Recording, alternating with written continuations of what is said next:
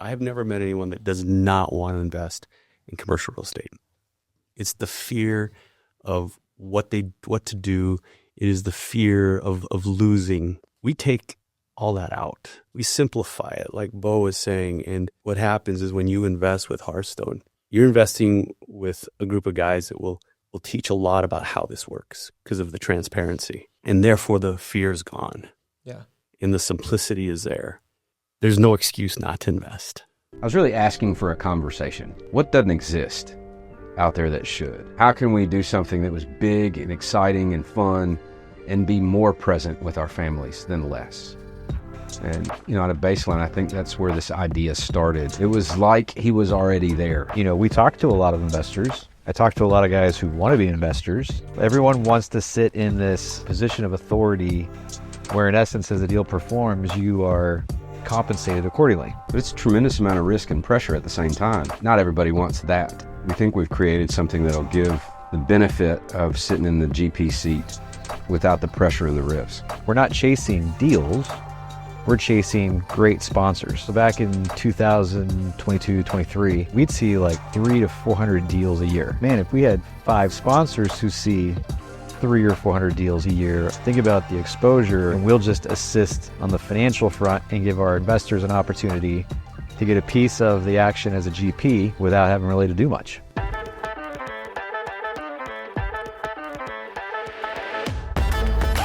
Welcome to Commercially Speaking. I'm Timmy Barron, ADHD. And I'm Bo Barron, CCIM. And this is the Commercial Real Estate Investing Podcast where Bo teaches me everything about commercial real estate. He knows all of it. All of it. You know all commercial real estate. No. And I don't know anything. Or at least I started not knowing anything. Now I know more. We got 2 guests today in the studio. In studio. Big day. Big day. We got a returning guest. But Bo, who do we got today? What are you all teaching me? We do. We have a returning guest, named Brad Ahrens. Welcome back to the show. And for the first time, look at you. Thanks for having me. Thank you very much. And for the first time, we've got Rob Powell. Woo-hoo. Now, these guys are my partners in Hearthstone Capital. And what we're going to have a conversation with you about today is investing in commercial real estate. What are some of the complexities, some of the things that are challenging about it? Let's start by introducing everybody, or if you all could introduce yourself to the audience, maybe like 2 to 3 minute origin story, kind of like in the superhero movies that lead you up to where we are now, right? So, Rob, where are you from? How'd you get into commercial real estate? Can I do a shout out real quick? Absolutely. So first of all, I have 2 partners in New Mexico, Daniel Kearney, Austin Tidwell. They're both big fans of your show. Really? Daniel, Austin! What's up, fellas? Yeah. And so I actually was walking in my office. I walked past our conference room. We have a big screen there, and they were watching your podcast. Oh, no way. I think I took a picture and sent that to you. Nice. Oh, that's amazing. So you guys That's are cool. popular. So I'm really humbled to be here. That's cool. So thanks for having me. Well, I'm humbled to hear about that. I know. That's Very really cool. cool. Yeah. So anyways, I am from New Mexico, originally from Texas. Started my life in consulting, a career in consulting. Traveled a lot. I lost my job early 2000s. And basically, I had a choice. I was going to go with Ernst & Young in Boston or try to do something on my own. I wasn't in a good place. My marriage wasn't in a good place. So I went ahead and tried to be an entrepreneur. Was looking at Subway, franchise, whatever. Picked up a book on how to invest in homes. And I started doing that. It was relatively successful. So successful that the guys that wrote the book hired me as a coach. And I went around the country coaching. And then I started to trade up. Shopping centers, mobile home parks. And then 2008 hit. Really rough time. I almost lost everything. I didn't, but almost. And then I needed to keep the company moving. I needed to keep acquiring properties. And I had this brilliant idea that I thought if I was a broker, I'd have a chance to grab some of those properties that no one knew about. Bad idea. That's not how it works. But I did it anyways. Became a broker. Was terrible at brokering. And as I got better, Massimo had a lot to do with that. not only as a broker getting coached, but actually becoming a coach. And really that's where things started to change. It opened doors for me. My investing picked up a lot as well. Started to do a lot more things. Prior to 2008, I was doing a lot of syndications and so forth. After 2008, was a little bit more conservative in how I did things. I was able to build my portfolio, and I'm still a broker. I was the CEO of Resolute RE for a little bit. Now we've broken off. We started Anchor CRE LLC in New Mexico, an affiliate of Resolute RE. I have two great partners, great group of brokers. We're investing and brokering, and now I've partnered up with Bo and Brad with Hearthstone and having a lot of fun doing that. And I coach for Massimo. I coach for Brad with CRE Investor. You know, I just realized for the first time ever that in this group of four of us, I'm the only one not involved in CRE Investor Coach. Oh, yeah. Not like I'm the odd tried. man. I'm the odd man out. I just anyway, Did you okay. say not like you haven't tried? Yeah. Yeah. Yeah. Tell us why. Tell Tell us why. I don't remember. Well, I have a feeling that he asked you first, so I'm actually feeling bad because now I realize I'm second pick. Ooh, nice. I don't Okay. think that's true. No. You're better than that. That's too bad. Yeah, because, okay, so I've been editing these videos for CRE Investor Coach, as you know. As I'm doing it, I'm like, this is right up our alley as doing a CRE investing podcast and, whatever. So Just keep staring at him. I know. But let me ask you something. When Brad needs to talk through something with somebody, or when I need like 30 minutes of coaching, like who do we call? You're nobody's replacement. Well, I kind of feel better. Yeah. But thank you. All right, good. Let's move on to Brad. So do we have a history of like insecurity issues and stuff? Oh, absolutely. Yeah. No Same. doubt. Same. Medications involved. Too, Yeah. so yeah. Yeah, cool. But really quick, I was going to tell you this. I knew I liked you. Yes, we have something in common. Yeah. Oh, nice. But I've been married for 35 years. I have 6 kids. Whoa. And being an entrepreneur and going through that story that I just shared with you has allowed me to enjoy that part of my life that I don't think working a typical job allows you to do. And this journey that I've been on has been incredibly rewarding. Yeah. And not seeing what the end would look like, I don't think I'd change anything. Yeah. And brokerage is a big part of that. Investing is a big part of it. All of it comes together. Partnering up with guys like Bo and Brad have been incredibly rewarding. Yeah. And so, and having 6 kids, just because I know people are thinking that I'm not Mormon, I'm not Catholic, all with the same woman. Yeah. It's 6 kids. We know. Yeah, we're 2 of 6. We were accused of being Catholic all growing up. That's right. Yeah. Yeah. But we're not. No. No, we grew up non-denominational. Actually, Cody and I were baptized Catholic when we were kids. Oh, really? Did you know that? No, I did not know Like as that. babies? Yeah. Because mom grew up Catholic. Yeah. And so I think at the time that was probably an appeasement Yeah. It was, decision. going through. Brad Ahrens. And tell us a little bit about you now. Yep. Brad Ahrens, live in Phoenix, Arizona. Been there about 20-something years. Similar, was actually born in Texas. We lived in New Jersey, California, northern, southern, kind of covered all coast to coast. Let's see, been in real estate since 2000. Similar, started flipping, wholesaling, buying homes. So wholesaling, buying contracts, flipping them for more than I had them under. Did that till about 2003, 2004. And then actually got into kind of like a hybrid of fund management from 04 to 06. Then got into brokerage in 08, awesome time. And then actually got out of brokerage in 2011, coached with the Massimo Group, started my own investment firm on the commercial real estate side.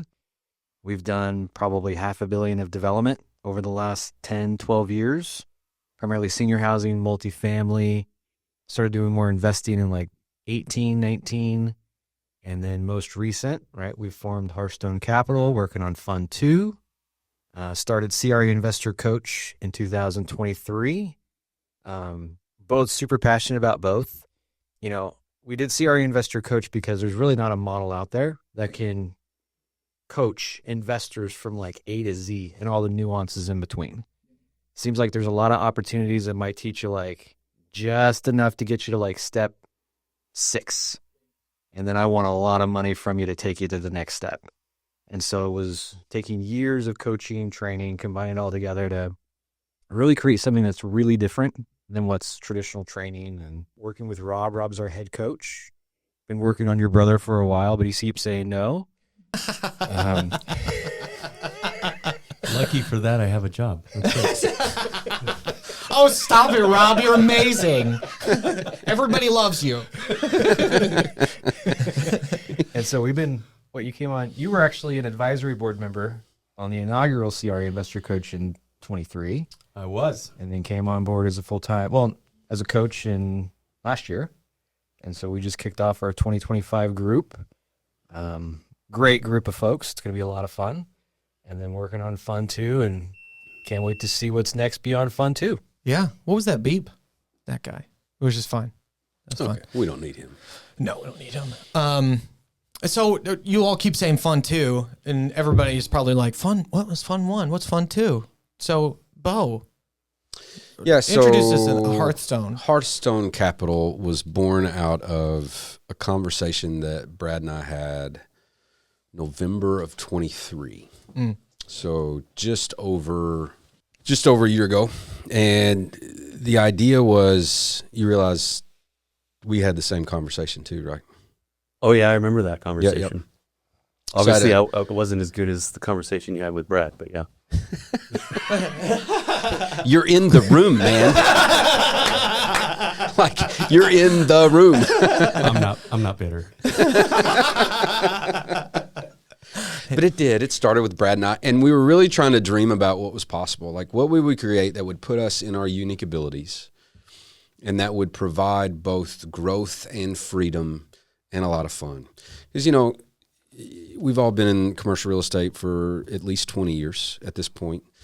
We want to start a brokerage company. We could all do that. If we could do a lot of different things that have been done before. And I was really looking for something that was something that would challenge us, that would be a lot of fun, that could be incredibly lucrative, but would also provide freedom to do what Rob was talking about, really, is just pour into the people we love the most and have the time freedom and the financial freedom to do that. Mm-hmm. So we started dreaming a little bit, and this idea of an investment fund came about. Named it Hearthstone, make a long story short. And so here's, in a nutshell, what Hearthstone Capital does is we take all the complexities of commercial real estate, and we'll talk about some of that in a second, all the things that hold people back from investing in commercial real estate, and we simplify that for them, and then try to multiply the results on the back end. And so you can invest in Hearthstone. We turn around and do all the work for you. Find the deals, invest in those deals, and then keep a watch. And it's about that simple. Like, we exist really to simplify. But the other part of Hearthstone that I know really gets us excited about what we're doing is it's not just about making the money. We look for deals that improve the lives of the people that the property serves, or people in the world in some way. And so sometimes that's a clear social impact. Sometimes it's more of an eternal impact. But we want to make the world a better place because of the way we invest those dollars into commercial real estate deals. Right, yeah. So that's kind of the overview of Hearthstone. But you specifically asked about Fund 2 and Fund 1. And so why don't we get in a little bit about... Do you remember the idea that almost came about before Hearthstone? Was this like the idea of like kind of a mastermind golf trip kind of? Yeah. Which, if you remember, it was thinking about kind of our dads, right? Our dads, spending time with family, being able to carve off dedicated time to be with friends and family. Mm-hmm. So it was like this whole idea of like, you've always done trips with your dad. Mm-hmm. I've always done a golf trip with mine. And it was how do you multiply that to bring great people together? And then I think we hit a notch of, okay, so all this stuff will be expensive. It'll cost money to do. So what vehicle could we create that could then lead into those kinds of memories? And that's where. Yeah, that's right. Yeah. Oh, wow. That's right. Yeah. If I remember correctly, you kind of had this idea floating in your mind of a fund. And you all have created something that, does it exist anywhere else, or is this unique the way you're doing it? It exists. Like investment funds certainly exist in all kinds of different sizes. If you blow this up and make it public, you call it a REIT, real estate investment trust. you Yeah. know, Yeah, the I only would one. say like the vehicle itself is not unique, right? Like the actual structural Structure, part yeah. of it. But I think it's what we're trying to do and the opportunities we're trying to present and in the way we're trying to do it is probably the three most unique components of it. Yeah. Okay. Yeah. All right. So let's talk about Fund 2. Or what is it? What are we doing? Why are we talking about it? Like we want to share with the audience what we're up to, what this actually is. You know, if they never thought of this as an option for them, it could be, right? So Yep. we might just put some ideas in some folks' head. Cool. You want to kind of take them through Fund 2 itself? Well, I don't think we can talk fully about Fund 2 without recognizing some attributes of Fund 1. As you heard the backstory of how Hearthstone was created, kind of the reasoning behind it, right? I think what's unique also about our fund is most people, when they think about funds, they really only have the monetary goal in mind. Yeah. And ours is more of creating opportunities to allow us and our investors to create like margin in their life, create memories with family where you're not, stuck to the 9 to 5 full time. So I think just the mission behind it is different on how it starts. So when we did Fund 1, right, that was an opportunity where we had identified one pre-existing deal, kind of met everything we were looking for, had a social impact, was in a market that we liked.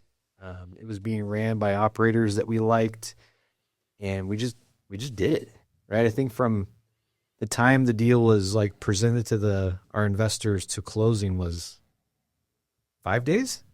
Wow. It was fast. Yeah. Yeah. Now, granted, I think we had like a webinar, maybe 30 days, but it took us 14 to 21 days to dial in docs. Yeah. And then by the time we released it, we closed 5 days later on that first tranche. And so we kind of sat back and said, okay, so let's continue to expand and continue to meet the demand for a product like this. Yeah. And so we shook it up a little bit, right? To Bo's point, we created an offering that we can generally talk about. We can market it a different way, but we thought, man, it'd be really cool, especially as we're kind of coming out of the current market cycle, to create something that could still generate a great return for our investors, but we mitigate a couple levels of risk for more diversification, a little bit different product type, with still the ultimate goal of making that social impact where we can. Yeah.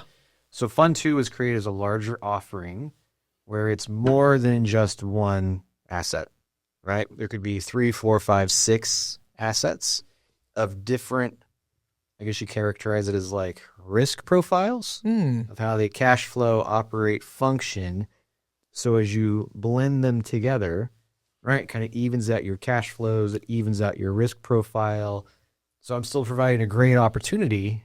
We're providing great opportunity to folks, but without reliant on just one deal. Yeah. Like the S&P 500. Yeah. Kind of. It's a lot like a mutual fund. Yeah. Yeah. Okay. Yeah. Just outperforms a mutual fund 5 times. Yeah. Okay. Yeah. Yeah. So think about if you're an investor and your brother's a building, right? Yeah, And all you're okay. doing is investing in your brother, Let me sit up straighter. right? A lot can happen, Right. right? Yeah. Yeah. And that would directly impact you positively or potentially negatively. Right. But what if you took those same dollars and made a similar investment into Bo, Rob, and myself, right? Mm-hmm. Rob's going to crush it, clearly. Of course. Yeah. Uh-huh. Right? Yeah. Of course. Bo, something might happen, Yeah. but on a blend, But we got Rob. we got Rob. Yeah, that's right. Rob's still standing. Right. That's right. That's where you're first. That's right. Okay, cool. And The shoulders on that, guys. Yeah. That's right. so that it wasn't like that in Fund 1, right? No, so that one was Yeah. a lot more. Well, there's actually 2 assets in Fund 1. Okay. They're neighbors. They're side by side. But that was one where we were really, not only we liked the real estate, but we liked the operator who had an incredible track record, tons of success over the last 10 years, built a substantial portfolio. So while we were only investing in one deal, right, we're looking at their overall track record of performance that got us comfortable with moving forward on that particular deal. Yeah. And Fund 1's doing very well. That's good news. Yep. Yeah, that's good news. Yeah, it is. So if I want to invest in this, or if I'm interested in doing this, do I call Rob? Or? Of course. Yeah, okay. No, I mean, you can call any one of us, or the easiest route is you actually go to our website, hearthstonecre.com. Okay. There is in the upper right-hand corner a place for you to register as an investor. That does 2 things. Not only do you register, but it also sets up your investor account. Okay.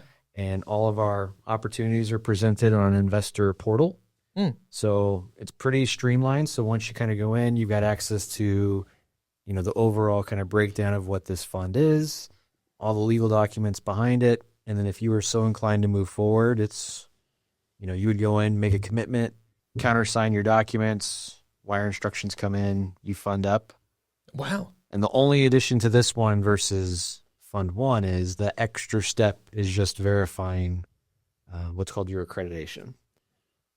Which means you're just making sure I got the money? No, so for Fund 2, it is for accredited investors only. And so that means you either have to meet like minimum net worth requirements or liquidity requirements. Gotcha. And that's done via third party. After you sign your documents, you're pointed to it's actually an attorney who reviews some information on you, and then they provide a certificate that keeps us in compliance with the SEC. Gotcha. Okay. Yeah. So it's not like anybody can do it. You have to meet a certain criteria. For this one, yes. Right. For this one. correct. Cool. Yep. Which is like kind of similar when you're telling me about like a syndication. This is a form of syndication. Yeah. Okay. Yeah. It's just the fund version of it. Yeah. Okay. And so, yes, so the people who invest in the fund in the way we talk about it on here, like they'd be LPs. Could you explain LP just quickly, like even what the acronym means? You got Limited. general partner. Limited partner. Yeah, limited partner. Yep. Yeah. And limited partner, they'd put the money in, and then let the general partner do the work. No, that's pretty good. That's- It's right. passive. It's Passive, yeah. They're not involved in decision making or anything like that. They just let the GP, the general partner, manage the whole thing, and they get a distribution. Right. Right. I think there's one point when we talk about money and roles, responsibilities, that also probably makes us unique from a fund model. So us as the fund manager, we've also got a substantial investment in the fund. Okay. So it's not like your dollars are just there. In fact, we're side by side with you, meaning we have 10% of total fund value in the deal itself now. Oh, gotcha. Yeah. So our money is where our mouth is. Gotcha. And so if like on a typical syndication, the general partner either does or doesn't have skin in the game. I think that's a huge difference because it kind of tells you where we're coming from as managing the fund. Is that we know that if our investors are not successful, we're not going to be successful. So we put a lot of we rely a lot on the underwriting of these deals, how important it is because our investor comes first. Because we know if we put our investor first, we're going to be successful. Yeah. It's not the other way around. And I think that's a big difference with Hearthstone. Yeah. Everyone around us is more important than we are. All our investors are more important than we are. So we're going to put as much priority making sure that the deals that we invest in are going to be great for the people that are investing with us. That is priority number one. I had a meeting the other day with three of my buddies. Actually, it ended up being two of my buddies. And they came in the office, and they were thinking about forming a 3-person partnership and investing in commercial real estate. One of them's a financial planner, another one's an appraiser, another one's a therapist. I was meeting with two of them in the office right over there, and started asking them some questions like, think 3 years down the road, where do you want to be? What do you want this to look like? What are some of your concerns? And it became very clear very quickly that one of these guys wanted nothing to do with any of the work of owning commercial real estate.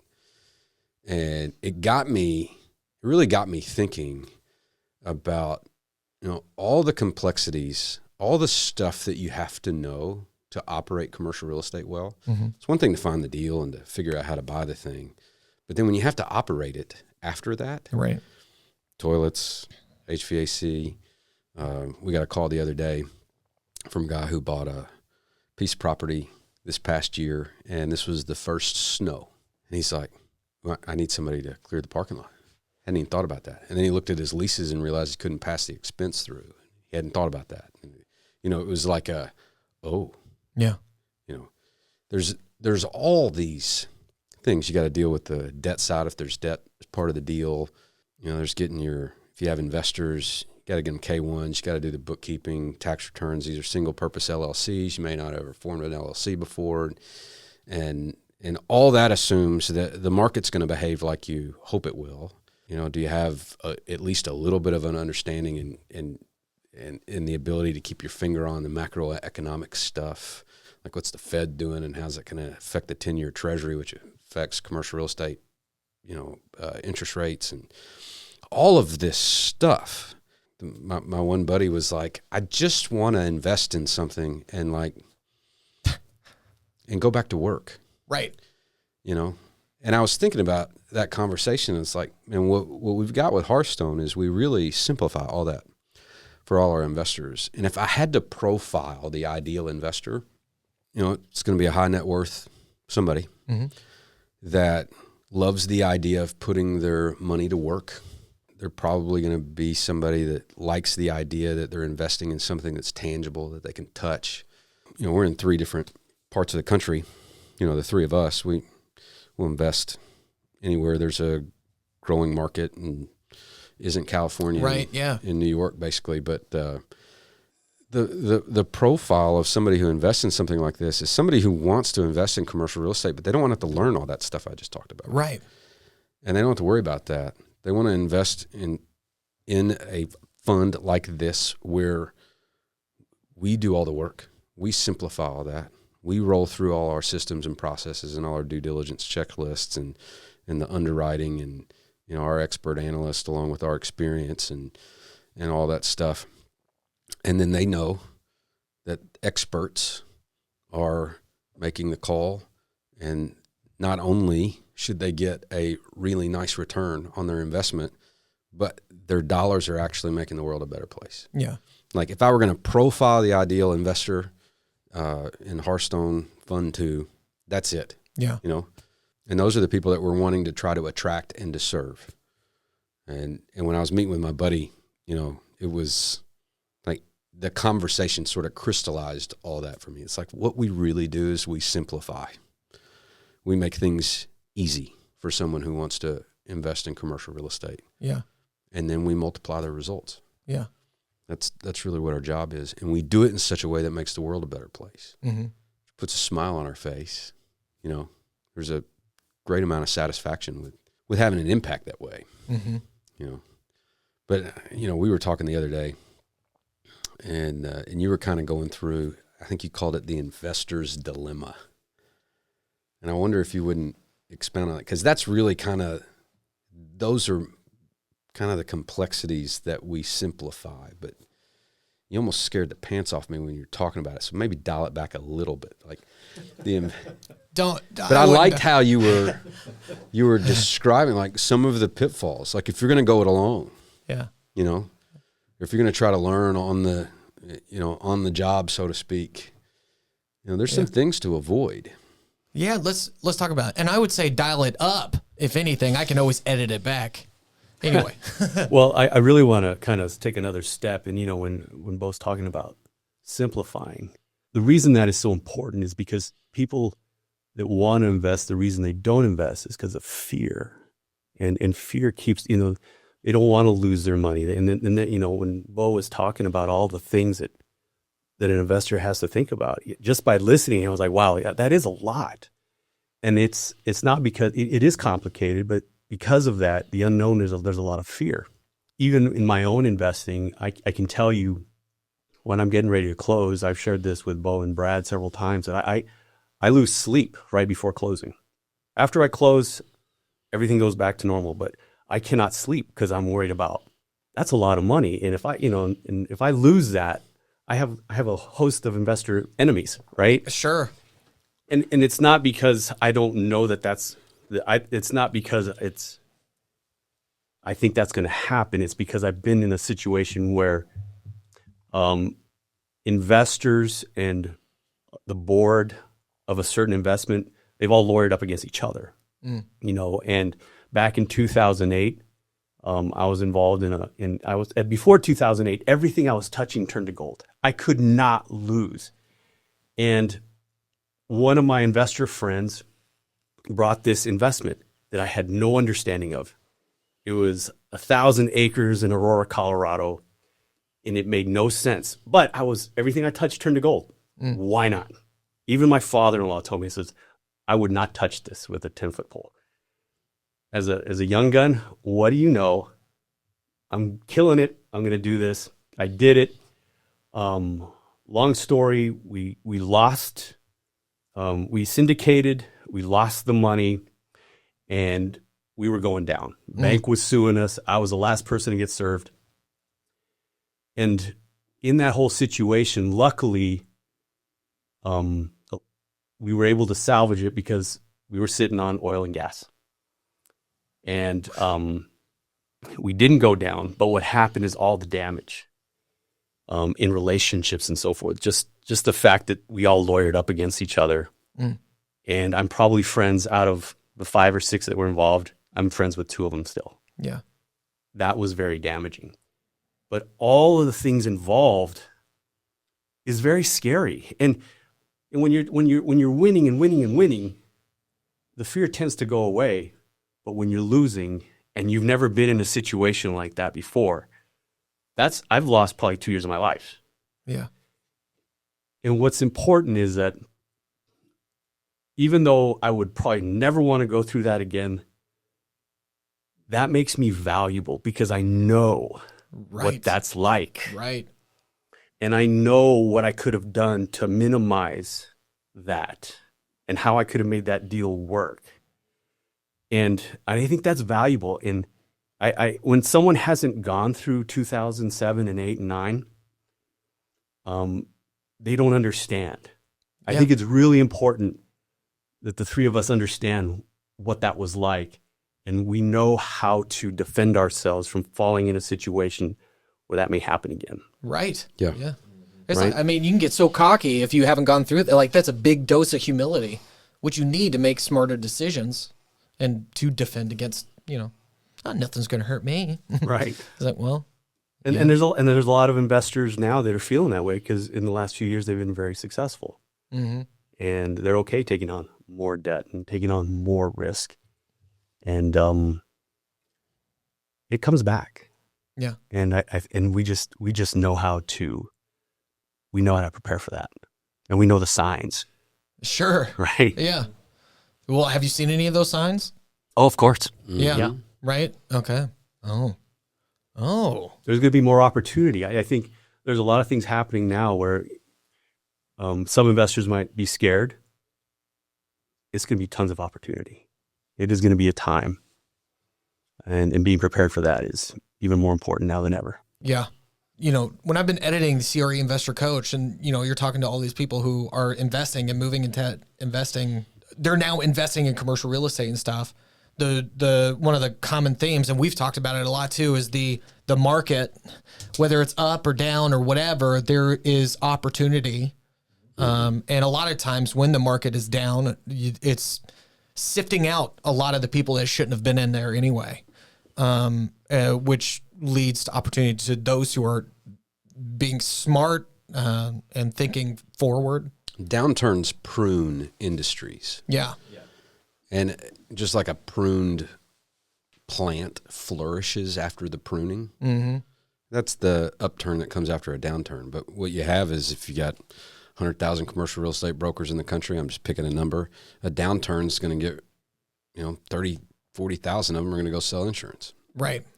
Right. It gives everybody else a lot of opportunity. And for, a lot of these syndicators who were pretty aggressive on the amount of debt they took on, and then their cost of debt doubled over the last couple of years, and now it's time to refinance. Like, there's going to be a little bit of a bloodbath. There's a lot of debt coming due that's not going to be able to be refinanced, and that's going to create opportunities for others who are ready, to take advantage of that. If I want to invest in this, I go to the website, which is, what was that one more time? HearthstoneCRE.com.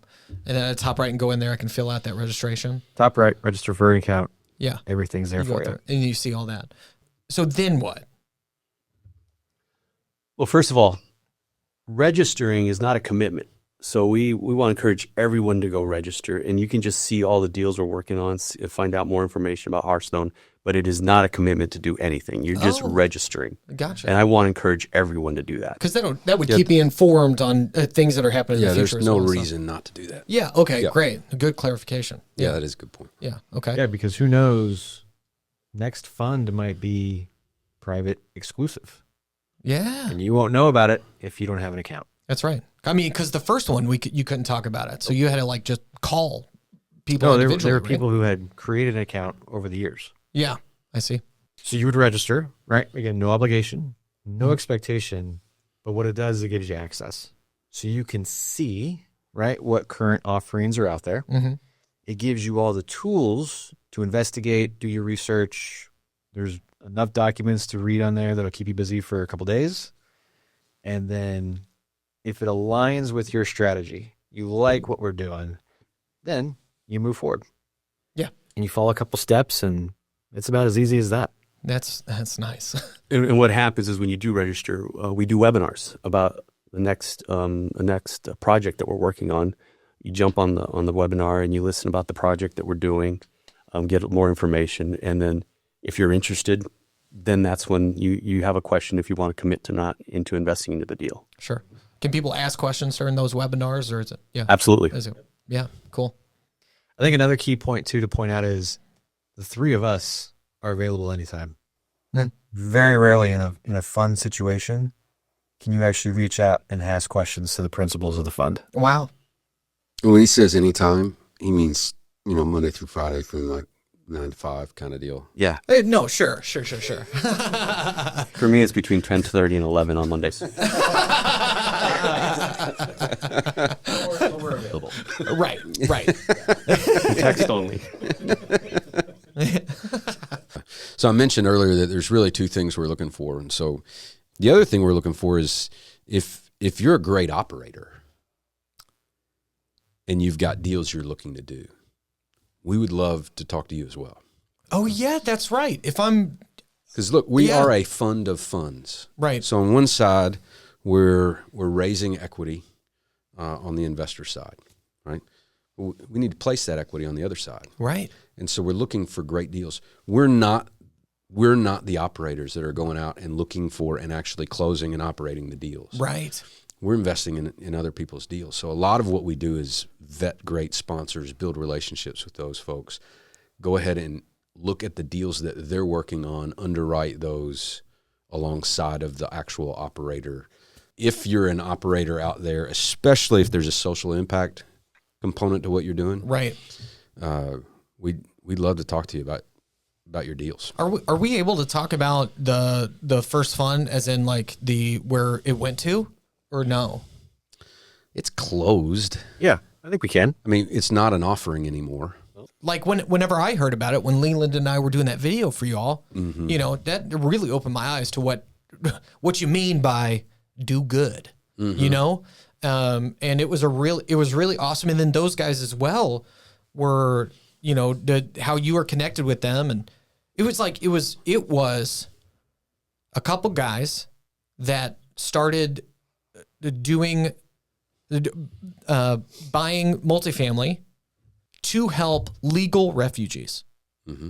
and not to go into all the details of that, but they were growing. They wanted to get more property. So they called you up and at the perfect time, right? It just happened to be right after you talked to Brad about doing this. And so I think that's a really good point that I forgot. This is not just for investors. It's for people who are working hard on a vision and a mission that need the funds to grow. Yeah. So our friends at Launch, we had this kind of the genesis of the idea was born in November of 2023, December of 23. Our buddy Jimmy with Launch Capital calls me up and says, look, they've got about 1,000 plus units in Louisville, Kentucky, probably a little bit more than that. And that's where they've always operated out of Louisville. They're serving the refugees. There's a huge refugee community. And they're doing way more than just providing a place for them to live as well. Yeah. They're integrating them into the community. They're giving them a safe, clean, nice place to live. Mm-hmm. Not giving them, they're renting to them at market rates. Giving them access to it where they otherwise would be denied because they didn't have the paperwork of the work history because they're in the country, right? Yeah. So most of these legal refugees, 85% of landlords won't rent to them because they don't have a social security number and they don't have work history, like you just mentioned. And they end up in a bad place in town oftentimes, and they're looking for a place that is a launching pad. And so Launch tries to make it easy for them to stay in a clean, safe, nice place. Yes. And then they love on them. Yeah. They help them get assimilated. Sometimes they help them learn English, get jobs. Yep.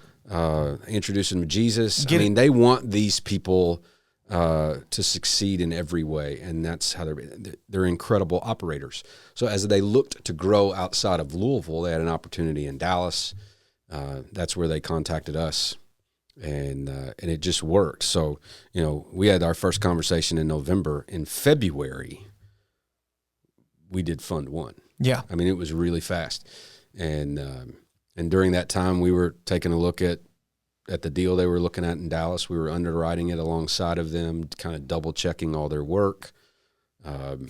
Because we have a responsibility to our investors to make sure, just further vetting out Launch as operators, right? And we ended up finding our analyst out of that too. Yeah. We had an investor in Fund 1 who so picked apart the deal. Brett Ludwig. Yeah. Shout out Brett. Shout out to Brett. Yeah. He was so into the details. Like, I used to think I was good at underwriting until I met Brad. And then I was like, hi, I'm not all that good. And then Brad could probably say the same thing now that he's met Brett. Brett is a special kind of mind. So he asked so many great questions that we asked him to come on as an analyst. Yeah. So he works with us now too, which is a great blessing. So what do they say? A freak in the spreadsheet? Freak in the spreadsheet. I've never heard anybody say that but you, but I have never heard that. I probably will never use it, but if I do, I'll give you credit. Yeah.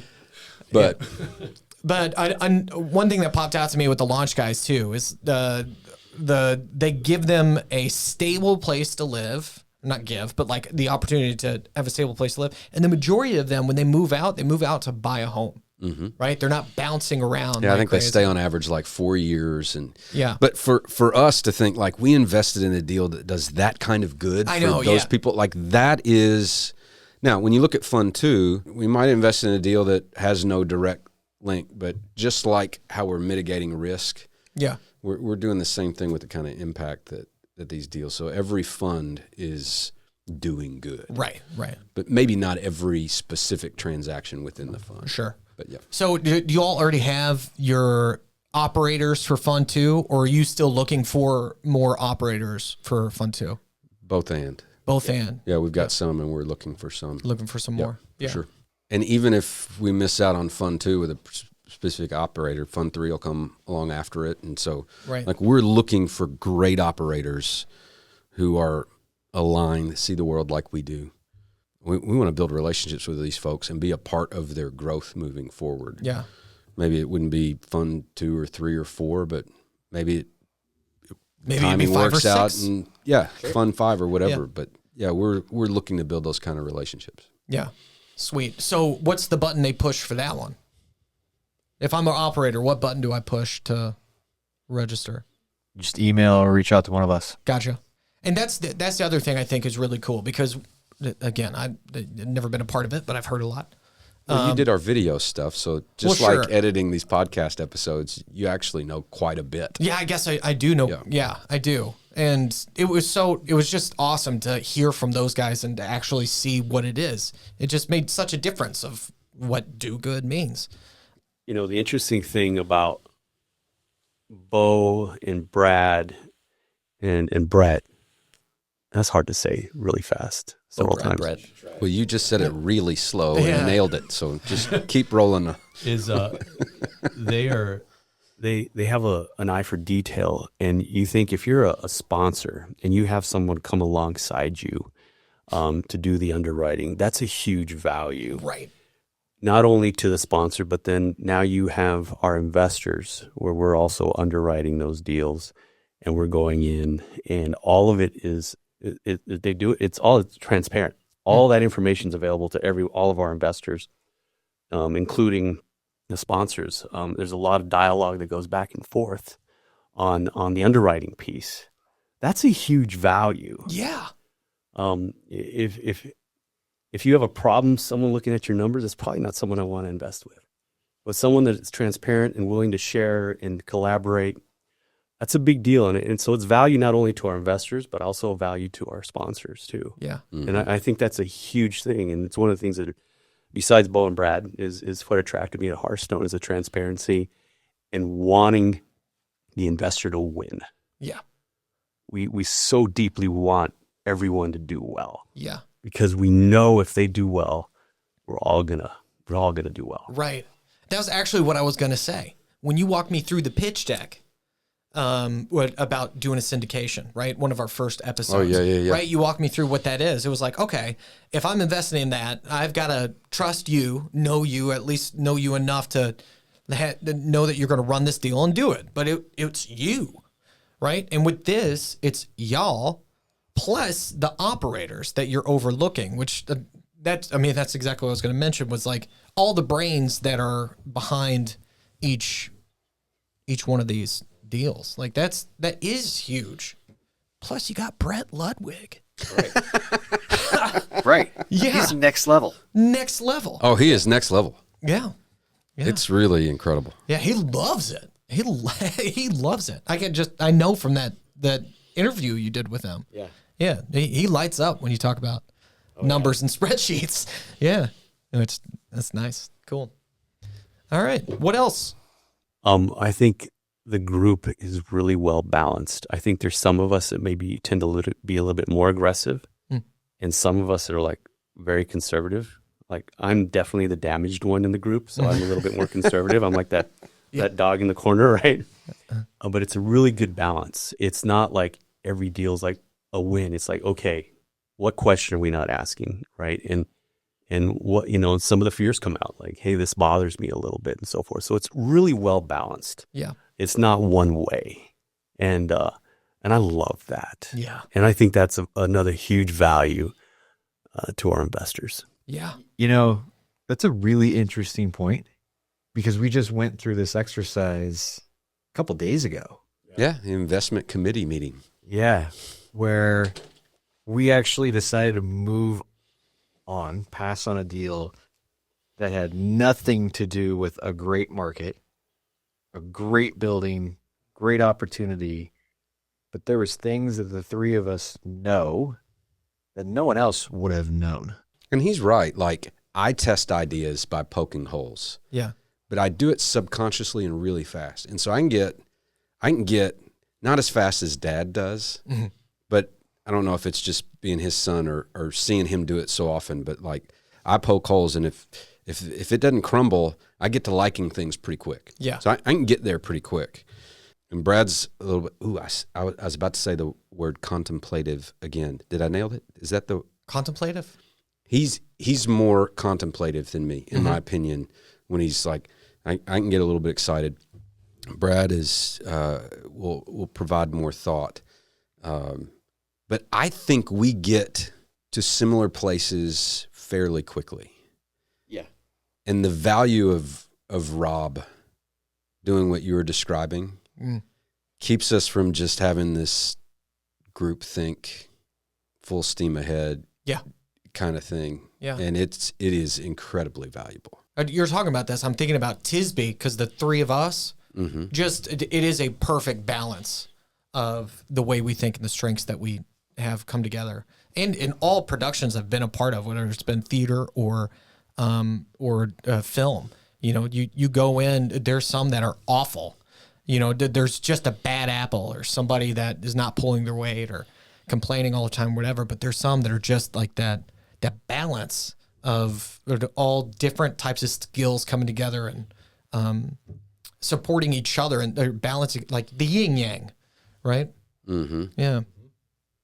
So I know what you mean. Yeah. I know what you mean. Know what you mean. Yeah. Well, anything else for Hearthstone Fund that you all want to mention to anybody, other than like inviting everybody to go and register, right? And if you're a good operator, reach out to one of you three, right? Yeah, I mean, like as far as I'm concerned, somebody who doesn't know that much, I think my questions would have been answered. Well, look, we exist to help people invest in commercial real estate in a way they can feel great about, and in a way that's lucrative, and in a way that's essentially for them simple. Yeah. And that's why. So if that describes you, we'd love to talk to you. Yeah. Yep. Great. And then the video about launch. It's on the website. Is that on the website? Yep, it's on the website. Yeah, go watch that. If you got questions, you're interested, go watch that. You can see that story. It's really great. Yeah. I think you can find the origin video, right? And then we did the interview with Launch. Oh, yeah. Yeah, there's two. Yeah, there's two videos on the website. And then once you register, not only is all the information, but like our recorded webinars. So you kind of get caught up. Oh, nice. Right away. Right. Oh, nice. And so you register, and then once you commit, we get some nude pics or something of you all. Of Rob. Just Rob. That's the only one I want. This is all show right here. It's time to wrap this episode up, I think. All right, but really, really quick, I want to say something about when you talk about commercial real estate, I have never met anyone that does not want to invest in commercial real estate. It's the fear of what to do. It is the fear of losing. We take all that out. Yeah. We simplify it, like Bo was saying, and really what happens is when you invest with Hearthstone, you're investing with a group of guys that will teach a lot about how this works because of the transparency. And therefore the fear is gone. Yeah. And the simplicity is there. There's no excuse not to invest. We feel like we have proof of concept of a competitive advantage. We have a niche that no one else is really playing in. The opportunity to scale that is significant and is way more than our ability to source capital. So we kind of started making a short list of people we know who seem like they've had success in sourcing and raising capital in the past. And we get a call from Launch Capital. He says, we've got an opportunity to expand outside of Louisville for the first time. And we're going to try to do that, but what that means is we're going to need to bring on capital sources that we didn't have before. Yeah, we were just growing operationally in capability faster than we were raising money. So I don't know why. I thought of you. I wonder if Bo's got some money. Yeah. And so, Jimmy and his group at Launch Capital, not only were they great operators, and I'd known them for a while, but they had this real missional aspect to what they do. Like they're serving refugees. We try and add value by driving down turnover, and the refugee population and immigrant population are perfect for that. Statistically, after 3 to 6 months, their labor force participation rates are higher than any other immigration status person in the United States.